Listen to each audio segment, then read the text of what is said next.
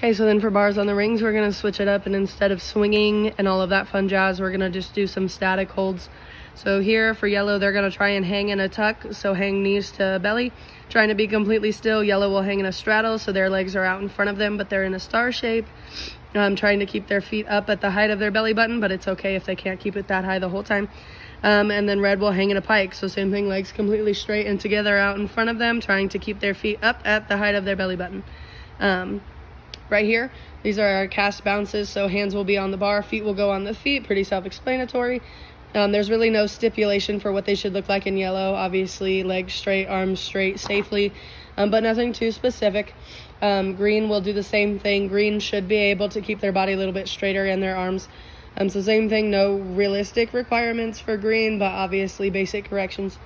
And then red, they'll do cast bounces with the straddle. So their feet will land on the feet every time, but their feet will kick out into a straddle as they kick up off of the springboard. Right here, you'll have different pieces to move. So yellow will move pit blocks, green will move bean bags, and red will move scarves, since their bodies are a little bit different. For each level, each thing should be a little bit more difficult than the one before. So all they're going to do is they're going to hang in the middle. So probably about right here in the middle between the two. And they'll use their feet to pick up the pit blocks, bean bags, or scarves, etc., and drop them into the hoop. So then they'll go and back this way with their feet, pick it up, and try and drop it in the hoop. Once they've done both, then they can stop. If it's too easy to go that way, then you're welcome to tell them to switch the sides. So put the hula hoop on this side and the pit blocks or said material on the other side, and then go the opposite way. So everybody's doing the same thing there, just with different forms of equipment to move into and out of the hoop. This one seems to be a lot of the kids' favorite, so I brought this one back just because this one you shouldn't need to spot too terribly much, but you may have to come over here a couple of times. They're going to walk their feet up the wedge and go as high as they can. So they're going to hang down on this small bar.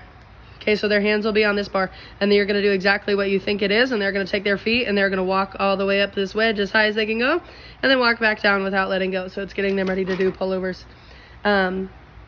Then the green will do the same thing, and then they'll try and kick over. So they're going to try and walk their feet up, and then they're going to try and kick their feet over this way. They may not be able to get all the way over, but they're going to try. And then red will do full-on pullovers. So walk their feet up and kick over, and they should be able to go ahead and get their whole entire body over it and to a front support. If you tell the kids to look for their feet coming down on the other side, it will be a little bit easier. A lot of the kids like to just arch and try and look for the mat and think that it'll get them over faster. But if you tell them as they're kicking over to keep looking this way for their feet to come over, it will be a little bit easier. This one is the same for everybody. This is also another one that the kids really like. This is the glide slide, as we call it, obviously, because it looks like a slide and you're going downhill. So their hands will be on the silver part, their feet will go on the blue, and I'll show you just how easy it slides down. I know it's not carpet, but it does work, and it just slides down that way. So their hands will be on it here, their feet will be on the slider, and all they're going to do is use their weight to push the slider down, and they'll swing out.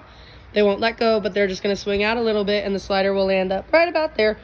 And that's all everybody's doing there. A valuable skill to have moving forward through all levels. So making sure that they're not just swinging there and that their legs are straight and they try and swing out and not just let go. All that fun stuff. This one right here is off to the side. This one, yellow, is going to squat on the bar, so their hands are on the bar and their feet are on the bar. So they can start with their hands on the bar and then step 1 foot on at a time. That's totally fine. And then they're going to fall backwards to their butt. So it's like a squat, and then they fall backwards to their butt in that squat still. So don't let go of the bar. Then green will do stand on the bar, feet will be in a straddle. So they can start standing on the bar in a straddle and then put their hands down onto the bar, and then they'll fall backwards. So it's like a squat on, but their legs are straight and in a straddle, and they do the exact same thing, fall backwards and don't let go of the bar. Red will do feet in a pike, hands on the bar, and fall back to the wedge on the bottom. This one, they may not be able to hold on to the bar as they fall back all the way, just because of flexibility reasons.